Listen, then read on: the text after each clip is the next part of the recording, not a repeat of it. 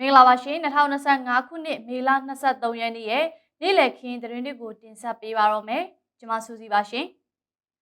မန္တလေးညောင်ဦးနယ်တိုက်ပွဲတွေမှာရုရှားစစ်သားတွေကစစ်ရှုံးကောင်စီတပ်ဘက်ကနေပါဝင်တိုက်ခိုက်ပေးနေကြတယ်လို့သိရပါတယ်ရှင်အထူးသဖြင့် drone နဲ့တင့်ကားတပ်တွေနဲ့အတူတိုက်ခိုက်နေကြတာလို့ဆိုပါတယ်တောင်မှာတော့ကိုရန်ကျောင်းသူလေးကိုအာဓမပြုကျင့်တပ်ဖြတ်ခဲ့တဲ့လူနှစ်ဦးကိုမသိမချင်းကြိုးကွင်းစွတ်တပ်ဖို့အမိန့်ချလိုက်ပါပြီမုံရွာနာမခမှာခင်လိုင်းဒိန်းတောင်နဲ့ပေါ်ဝေးတို့ပွဲလုံနေချိန်လုံခြုံရေးအတွက်လို့ဆိုကစစ်ရှုံးကောင်စီတပ်ကလက်နက်ကြီးထုလို့ပြည်သူ2ဦးသေဆုံးက8ဦးဒဏ်ရာရရှိသွားပါတယ်။ CCTV မှတ်တမ်းထွက်လာပေမဲ့လုံခြုံရေးစိတ်မပူဖို့ဗိုလ်မှူးချုပ်ချိုတွန်းအောင်ကိုရှင်းလင်းခဲ့တဲ့မြို့ပြပျောက်ကြားတပ်ဖွဲ့ကအသိပေးထားပါတယ်ရှင်။အကြမ်းဖက်စစ်ရှုံးကောင်စီကကလေး9ယောက်နဲ့အမျိုးသမီး19ယောက်ကိုဖမ်းဆီးပြီးတပ်ဖြတ်လိုက်ပါတယ်။ဒီသတင်းတွေနဲ့အတူဒီကနေ့နေ့လည်ခင်းနောက်ဆုံးရရှိထားတဲ့သတင်းတွေကိုတင်ဆက်ပေးသွားမှာပါရှင်။ပထမဆုံးနားဆင်ကြရမယ့်သတင်းကတော့မန္တလေးတိုင်းညောင်ဦးမြို့နယ်မှာစစ်ရှုံးကောင်စီစစ်ကြောင်းနဲ့တော်လှန်ရေးတပ်ဖွဲ့တွေတိုက်ပွဲဖြစ်ပွားနေပြီးစစ်ကောင်စီတပ်နဲ့အတူ drone အဖွဲ့နဲ့တင့်ကားတွေမှာရုရှားနိုင်ငံသားတွေပါဝင်တိုက်ခိုက်နေတယ်လို့ဒေသခံတွေနဲ့စစ်ရေးနှီးစပ်သူတွေရဲ့ပြောဆိုချက်အရသိရပါတယ်။မေလ21ရက်နေ့ကတည်းကညောင်ဦးမြို့နယ်အနောက်ချမ်းနဲ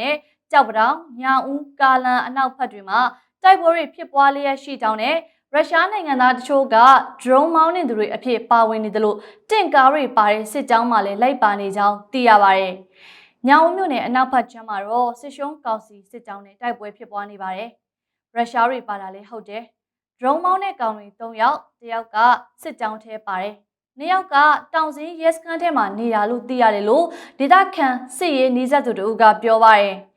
ညောင်ဦးမြို့အဝင်မှာတင့်ကား5စီးရထားတာအဲ့ဒီရှေ့မှာနိုင်ငံခြားသား3ယောက်စစ်ယူနီဖောင်းတွေနဲ့တွေ့တယ်ကျွန်တော်ကအစကတရုတ်တွေမှတ်နေတာပြီးတော့မှသူတို့ကရုရှားလူတွေပြောနေကြတာလို့ခီးသွွားပြည်သူတို့ကလည်းပြောဆိုထားပါတယ်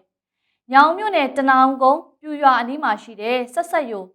ဒေသအခေါ်ရောင်ပေစူးကနေပုတ်ပါတောင်ချီအထိတိုက်ပွဲတွေဖြစ်ပွားနေတယ်လို့ကြောက်ပတောင်ညောင်ဦးကားလန်အနောက်ဘက်နတ်ပလင်ရွာကြောက်ပြင်ကန်ရွာတွေမှာတိုက်ပွဲတွေဖြစ်ပွားနေတာကြောင့်ဒေသခံပြည်သူတွေထွက်ပြေးတိမ်းရှောင်နေကြရတယ်လို့လည်းသိရပါတယ်။အဲ့ဒီတင်ကားတွေပါတဲ့စစ်ကောင်စီစစ်ကြောင်းဟာညောင်ဦးမြို့အဝင်ခမရ415မှာအထိုင်ချခဲ့တယ်လို့လက်ရှိမှာတောင်စင်းရဲစခန်းမှာအထိုင်ချထားကြောင်းနဲ့ကြောက်ပတောင်ပုတ်ပါနဲ့6ဖက်တွေကိုဥတီနေတယ်လို့လည်းသတင်းရရှိထားပါတယ်ရှင်။နောက်ထပ်နားဆင်ကြရမယ့်သတင်းကတော့ပဲခူးတိုင်းတောင်ငူမြို့နယ်ကျုံကုန်းကျေးရွာမှာအသက်16နှစ်အရွယ်ကိုရန်ကျောင်းသူလေးကိုမရင်းကျင်ပြီးတပ်ဖြတ်ခဲ့တဲ့အမျိုးသား2ယောက်ကိုမေလ22ရက်နေ့ကတောင်ငူခရိုင်တရားရုံးကတေတံကျိုးမိတ်ပေးလိုက်ပါတယ်။မနေ့ကတောင်ငူခရိုင်တရားရုံးကနေတရားခံသိန်းထိုက်အောင်ခေါ်တားပုနဲ့စီတူနိုင်ခေါ်မဲ့ကြီးတို့ကိုရာဇသက်ကြီးပုံမှ300နဲ့1ကမြင်းဆောင်30လေးအရာစစ်ဆေးပြီးမသေးမချင်းကြိုးကွင်းစွတ်တပ်ဖို့အမိန့်ချခဲ့တာလို့တရားရုံးနဲ့နှီးစပ်သူတို့ကနေသိရပါတယ်။တရားရုံးနဲ့နှီးစပ်သူတယောက်ကအမှုကိုစစ်ဆေးတဲ့အခါကောင်မလေးကို2ယောက်လုံးမရင်းကျင်တာ9ကြိမ်မရင်းကျင်ပြီးတော့လေဘင်းကိုကျိုးနဲ့ချီပြီးတက်တယ်။ကောင်မလေးကတောင်းပန်တယ်။မသေးဘူးဆိုတာသိတော့ဓမ္မနဲ့လေဘင်းကိုစိန်ပြေနှပြေခုတ်တက်တာအဲ့ဒါကြောင့်တရားသူကြီးကတေတံပေးလိုက်တာပါလို့သူကပြောပါတယ်။တငယ်မတိန်မှုကိုအခုလိုထိရောက်စွာအပြစ်ပေးဖို့မြို့ခံတွေနဲ့မိသားစုတွေကအခင်းဖြစ်ချိန်မှာတရားရုံးအထိလာရောက်စ조사ခဲ့ရလို့ကျေနပ်ကြောင်းမြို့ခံတယောက်ကထပ်မံပြောထားပါတယ်။တက်ငယ်မတိန်မှုကျူးလွန်ရင်ဒီလိုတေတံခံရမယ်ဆိုတာသိအောင်မြို့ခံတွေရောရွာခံတွေရောစ조사ကြတာ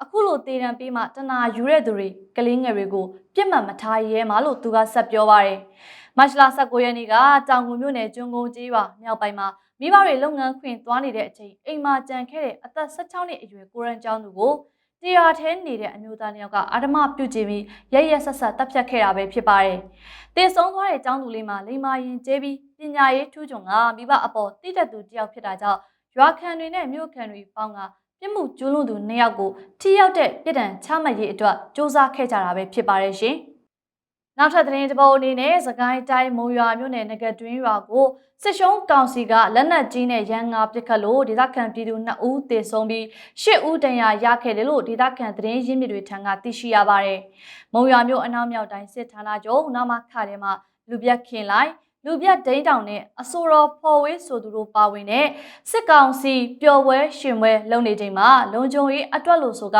စစ်ရှုံးကောင်စီက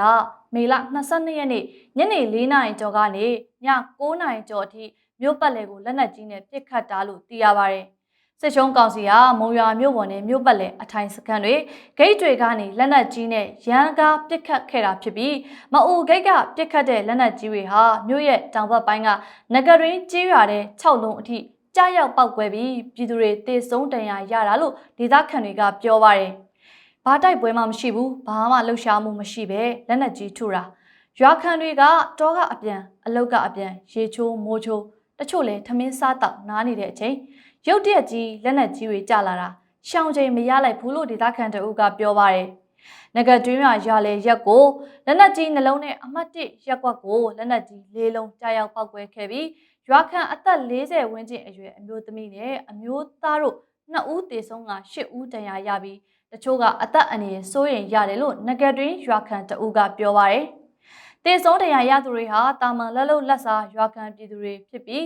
ကျန်ရည်သူမိသားစုတွေအနေနဲ့စားဝတ်နေရေးနဲ့စေဝါကူးတာရေးအတွက်အကူအညီတွေလိုအပ်နေတယ်လို့လည်းသိရပါတယ်။လက်နက်ကြီးတွေကြားရောက်ပောက်ကွဲပြီးတဲ့နောက်နဂတ်တွင်းရွာကပြည်သူတွေဝရုံသုံးကထွက်ပြေးနေရတယ်လို့လည်းသိရပါတယ်ရှင်။နောက်ထပ်နားဆင်ကြရမယ့်သတင်းကတော့ရန်ကုန်မြို့ပြပျောက်ကြားအဖွဲ့ရဲ့လှုပ်ကြံရှင်းလင်းခံခဲ့ရပြီးတေဆုံးခဲ့တဲ့ဗိုလ်မှူးချုပ်ညိ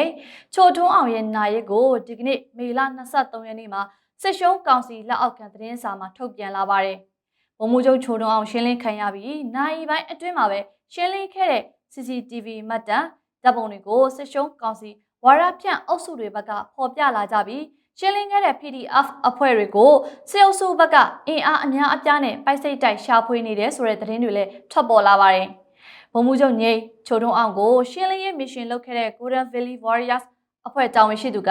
လက်ရှိလုံခြုံရေးနဲ့ပတ်သက်ပြီးအခုလိုပဲပြောလာပါတယ်။စိတ်ပူစရာမရှိပါဘူးခင်ဗျ။ကျွန်တော်တို့က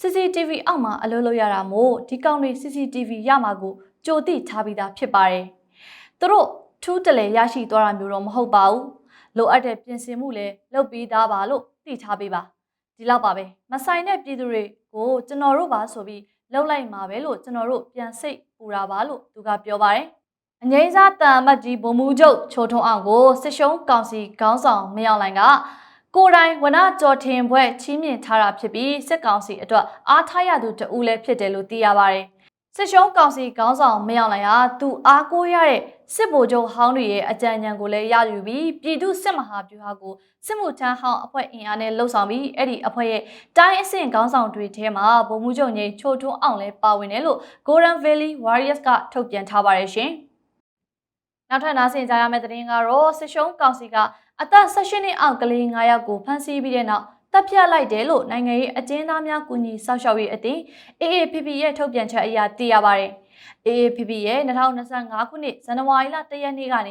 ေမေလ22ရက်နေ့အထိစာရင်းတွေအရစစ်ရှုံးကောင်စီဟာပြည်သူစုစုပေါင်း89ယောက်ကိုဖမ်းဆီးပြီးမှတပ်ဖြတ်လိုက်တာလို့သိရပါတယ်။ဒေဆုံးသူတွေဟာအမျိုးသမီး18ယောက်နဲ့အမျိုးသား82ယောက်ဖြစ်ပြီးအဲ့ဒီစာရင်းထဲမှာအသက်18နှစ်အောက်ကလေး9ယောက်ပါဝင်နေတယ်လို့ AAPP ကထုတ်ပြန်ထားပါတယ်။အဲ့ဒီလိုဖမ်းဆီးပြီးမှတပ်ဖြတ်ခံရမှုတွေကတော့မကွေးတိုင်းမှာ42ယောက်နဲ့အများဆုံးဖြစ်ပြီးစကိုင်းတိုင်းမှာတော့18ယောက်နဲ့ဒုတိယအများဆုံးလည်းဖြစ်ပါတယ်။အာဏာသိမ်းပြီး4နှစ်ကျော်ကာလအတွင်းမှာတော့စစ်ရှုံးကောင်စီတပ်ဖြတ်မှုကြောင့်အမျိုးသမီး1619ယောက်နဲ့ကလေး809ယောက်သေဆုံးခဲ့ပြီလို့ AAPP ရဲ့စာရင်းတွေမှာဖော်ပြထားပါတယ်။သေဆုံးပြည်သူစုစုပေါင်းအနေနဲ့ကတော့ဒီ4နှစ်ကျော်အတွင်းပြည်သူ6919ယောက်သေဆုံးတာကိုနာမည်နဲ့တကွအတည်ပြုနိုင်ခဲ့ပြီးအတည်မပြုနိုင်သေးတဲ့သေဆုံးသူ3450နီးပါးရှိနေတယ်လို့လည်း AAPP ရဲ့စာရင်းတွေအရသိရပါတယ်ရှင်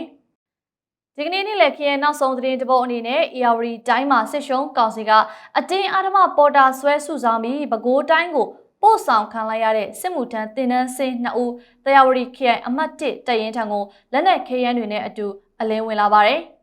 AR တိုင်းရေကြီးနဲ့ကျုံပျော်မြို့နယ်ကနိုင်ဝေလေးနဲ့ရာဇာမင်းဆိုသူ2ဦးဟာ